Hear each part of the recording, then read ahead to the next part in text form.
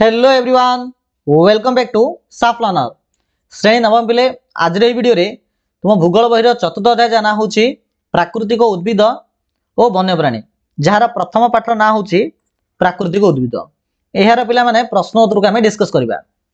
Previous part आम यार 1 number ठारू 7 नंबर पर्यंत समस्त आंसर को आम एठारे आलोचना करते। यही वीडियो आम 8 नंबर ठारू आम सब जाक नंबर को डिस्कस करवा। ठीक अच्छे ना। देख पिले आउ गोटे कथा मन रख पिला माने यही प्रश्न उत्तर को आम एमती आलोचना करवा जमी यही प्रश्न उत्तर भर जब किसी प्रश्न तुम से फॉर्मेटिव असेसमेंट हो कि समेटिव असेसमेंट 1 2 जहाँ भी किसी होना कहीं जदि आसो तो तुम निश्चित रूप यही प्रोसेस जदि लिख जो प्रोसेस तुमको मुझे आगे कहबी तो तुम सुनिश्चित रूप बहुत भल मार्क पाइपर से निश्चित रूप वीडियो को शेष पर्यटन देखा। देख भारतर विभिन्न स्थान में देखा देइथिबा प्राकृतिक उद्भिद मंडल विषय आलोचना कर। मुझे प्रश्न टी पढ़ुची भारतर विभिन्न जगार जो प्राकृतिक उद्भिद मंडल देखा जाउची ता विषय आलोचना कर बोल से देख भारत में मुख्यतः 5 प्रकार उद्भिद मंडल देखा जाए। गोटे है क्रांतीय चिरहरित अरण्य, क्रांतीय पर्णमोची अरण्य, 2 क्रांतीय कंटाबुदा और गुल्म अरण्य, 4 है पार्वत्य अरण्य, 5 है जुआरिया अरण्य। ओके देख प्रथम है क्रांतीय चिरहरित अरण्य। आम जाचे जे चिरहरित अरण्य आम क्या कहवा ना जो अरण्यर गछ गुड़िक एक निर्दिष्ट समय पत्रझड़ा देवे ना ताको आम चिरहरित अरण्य कौचे। मीन्स वर्ष तमाम यही जंगलर पत्र गुड़िक जंगलर गछ गुड़िक सबुज देखा आउ चिरहरित अरण्य मुख्यतः वर्ष को 200 सेमी अधिक सेमी वृष्टिपात हम आउ यही अरण्यर जेहेतु प्रबल वर्षा हो प्रबल ये आउे मन रख मुख्यतः चिरहरित अरण्य आम कौट देखा पाइबा ना जो आम पृथ्वीर जो विश्वरेखा अच्छे विश्वरेखा पाखे अंचल देखा पाइबा। मीन्स प्रबल उष्म हम प्रबल वर्षा हम तेणु यही जगार गछ गुड़िकर उच्चता पाखापाखि बहुत उच्चा मीन 60 मीटर अधिक उच्च थाए। आउ ये प्रकार अरण्य आम जब भारत कथा कहवा भारत कोड़ कोड़ आम देखा पाइबा भारत आम ए समस्त जगह देखा पाइबा जोटा मुझे कहबी हिमालय प्रदेश उत्तर पूर्वांचल पश्चिम घाट पर्वतमालार पश्चिम पार्श्व आउ अंडमान निकोबर द्वीपपुंज देख देखागला हिमालय पर्वतमाला प्रदेश उत्तर पूर्व भारत पर्वतांचल पश्चिम पर्वतमालार पश्चिम पार्श्व आउ अंडमान निकोबर द्वीपपुंज एठारे को गछ देखा ना रोजवुड, इबोनी, मेहगानी, रबर, सिंकोना आउ शिशु। सेकेंड आसला क्रांतीय पर्णमोची अरण्य। पर्णमोची अरण्य आम क्या कहवा ना जो अरण्यर गछ गुड़िक एक निर्दिष्ट समय पत्रझड़ा दे दियंती स्पेशल जो ग्रीष्म ऋतु आसे से समय 6 सप्ताह रु 8 सप्ताह पाखापाखि आम कहीपर अराउंड 1.5 मास रु 2 मास पर्यटन से गछ पूरा नंडा हो पूरा पत्रझड़ा देदेव ताको आम क्रांतीय पर्णमोची अरण्य कहवा। यही अरण्य मुख्यतः 70 सेमी रु 200 सेमी वृष्टिपात होता है। यही वृष्टिपात को आधार करी क्रांतीय पर्णमोची अरण्य पुनर्बार 2 प्रकार है 2 भाग व्यक्त है। गोटे हूँ आर्द्र पर्णमोची अरण्य आउ हूँ शुष्क पर्णमोची अरण्य। बुझीपार ना। तो देख आर्द्र पर्णमोची अरण्य आम क्या कहवा ना 100 सेमी रु 200 सेमी वृष्टिपात जब होमें आर्द्र पर्णमोची अरण्य कहवा। 70 रु 100 सेमी वृष्टिपात होता अंचल को शुष्क पर्णमोची अरण्य कहवा। मीन्स आर्द्र पर्णमोची अरण्य टी अधिक वर्षा हो तो अधिक वृष्टिपात अंचल आर्द्र पर्णमोची अपेक्षित कम वृष्टिपात होता अंचल शुष्क पर्णमोची देखा पाइबा। आर्द्र पर्णमोची अरण्य आम बाउंश, पियाशाल, शाल, चंदन, खैर, अर्जुन, मलबरी इत्यादि गछ देखा पाइबा। आउ शुष्क पर्णमोची अरण्य निंब, शाल, पिपल, सागवान इत्यादि गछ आम देखा पाइबा। 3 नंबर कैटेगोरी है क्रांतीय कंटाबुदा गुल्म अरण्य। अच्छा देख 200 सेमी रु अधिक वृष्टिपात है चिरहरित अरण्य, 70 रु 200 हेले हम पर्णमोची अरण्य, 70 रु जदि कम वृष्टिपात है हम क्रांतीय कंटाबुदा गुल्म अरण्य।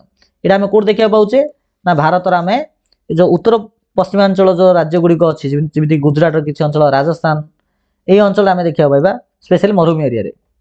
तो एठारे जलर अभाव जो गछ गुड़िक छोट बुदालिया और कंटायुक्त होता है। ए प्रकार अन्य मुख्यतः उत्तर पश्चिमांचल गुजरात, राजस्थान, मध्यप्रदेश और हरियाणार अर्धशुष्क अंचल देखा पाचे। 4th कैटेगोरी है पार्वत्य अरण्य। पार्वत्यांचल जो अरण्य आम देखा पाचे पार्वत्य अरण्य कौचे। आ पार्वत्य अरण्यर किसी जगह चिरहरित अरण्य, पर्णमोची अरण्य, कंटाबुदा अरण्य, तुंद्रा अरण्य ये सब जिन देखा पाइबा। तो उत्ताप उपर निर्भर कर पर्वतर विभिन्न उच्चतार भिन्न भिन्न अरण्य देखा जाए।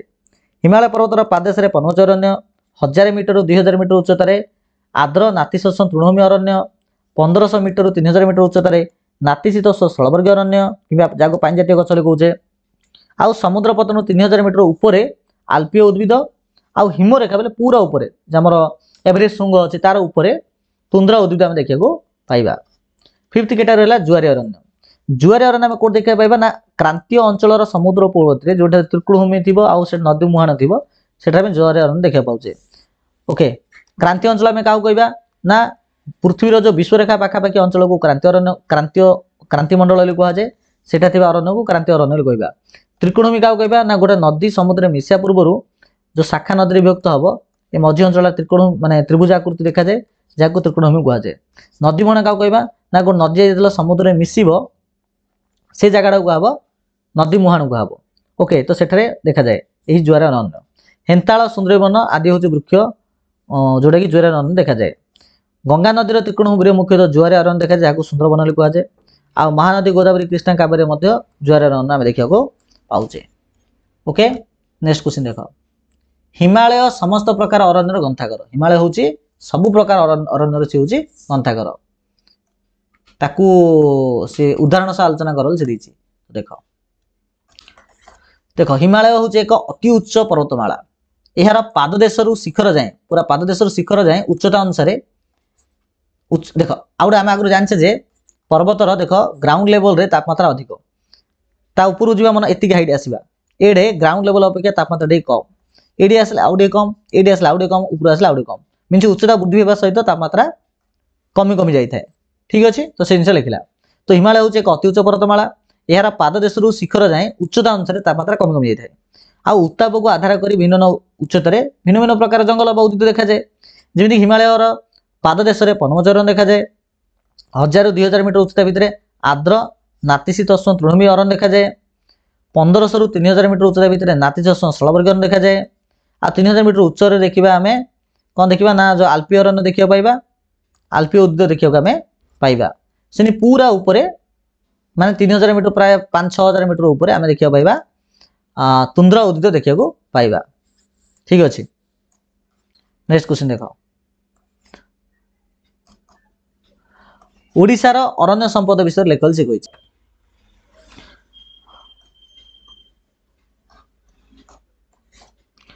ओडिशार साधारणतः 4 प्रकार आम अरण्य देखा पाचे कौन कौन क्रांतीय अर्धचिरित अरण्य 2 है क्रांतीय आर्द्र पर्णमोची अरण्य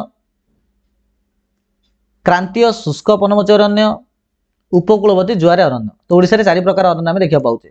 तो प्रथम आसला क्रांतीय अर्धचिरित अरण्य यही अरण्य मुख्यतः आम कौट देखा पाइबा ना स्पेशल आम संबलपुर जिला माने संबलपुर एरिया झारसुगुड़ा देवगढ़ गजपति गंजाम नयागढ़ पुरी ढेंकानाल अनुगुल कोरापुट बौद्ध कंधमाल रायगड़ा मालकानगिरी इत्यादि समस्त जिला गुड़िक आम देखा पाचे।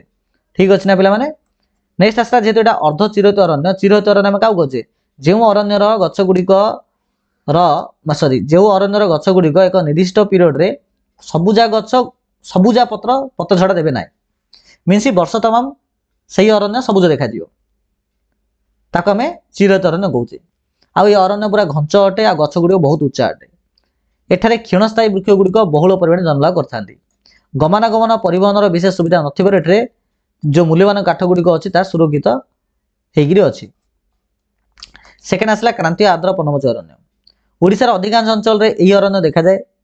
यही अरण्य हूँ पुनश्च सॉरी यही अरण्यर वृक्ष उपर निर्भर कर दुई भाग कराई गोटे हूँ शाला जातीय पर्णमोची और हूँ मिश्रित पर्णमोची। जब शाला जातीय पर्णमोची अरण्य देखा ए शाला गछ अधिक थाए। यही अरण्य मुख्यतः तेल नदीर पूर्व ब्राह्मण नदीर उत्तर उत्तर पूर्व आउ साबरी नदीर अवहिका देखा जाए। मिश्रित पर्णमोची अरण्य कौन ना ये अरण्य शाल गछ सहित अन्य गछ जमी असन कुरुम शागवान पियाशाल इत्यादि गछ देखा जाए।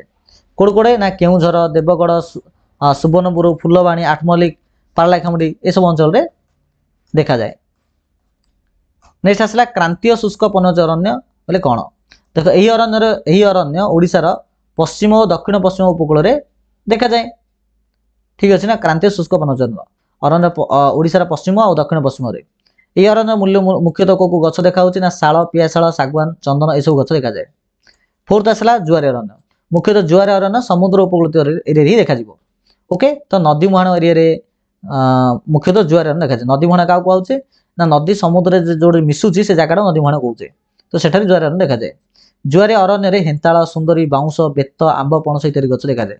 स्पेशली महानदी और ब्राह्मण नदी मुहाण जुआर जो अरण्य अच्छी हेंताला बन बोली कहुए यह ओडिशार क्षुद्र सुंदर बन बोली आम कहीपर समग्र विश्व में लुणा जंगल में 70 प्रकार उद्भिद थिबा बेले ओडिशा रे 60 प्रकार उद्भिद देखा जाए केते लुणा वृक्षर ना हला केरिया पीतमारी गुआ शिशुमार तुंडा गर्भा इत्यादि ठीक अच्छे नेक्स्ट आसला भारतर रेखांकित मानचित्र रे मुख्य उद्भिद श्रेणी को दर्शाओ तो देखिए कौन दर्शाई केमिति देख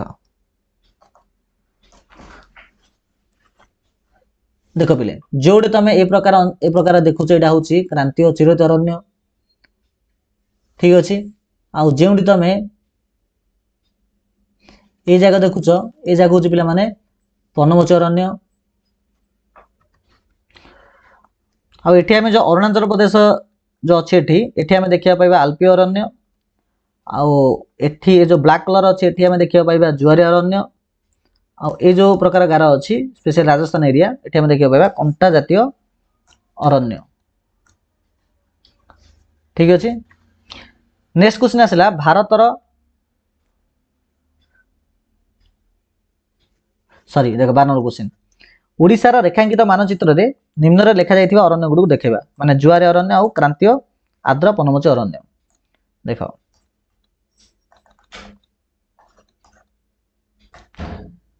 ओडिशार केवल गोटे जगह आम जुआरी अरण्य देखा पाऊँ जहाँ हेंताला बण कहे छोट जोटा कि आमर जो केन्द्रापड़ा जिला अच्छी से पाखे अच्छी ठीक अच्छे नेक्स्ट आसला क्रांतीय आर्द्र पनमोची अरण्य तो ये जगह हूँ आमर क्रांतीय आर्द्र पनमोची अरण्य एटा हूँ जुआरी अरण्य एटा हूँ क्रांतीय आर्द्र पनमोची अरण्य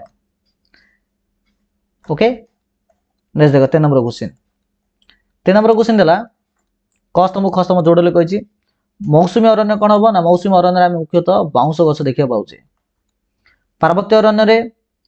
पार्वत्य अरण्य पाइन आसवा लगे गुल्म अरण्य आसो तुम बाबुल गछ चिरहरित अरण्य आसो रोजउड आ जुआर अरण्य आसो आमर सुंदरी बण सुंदरी गछ ठीक अच्छे तो पे ए प्रकार आम यही पाठर समस्त प्रश्न उत्तर को आम आलोचना करदे तो वीडियो किपरि लगे निहाती समस्त कमेंट सेक्शन में कमेंट्स कर भल लगी निहाती लाइक कर चैनल को सब्सक्राइब कर ठीक अच्छे थैंक यू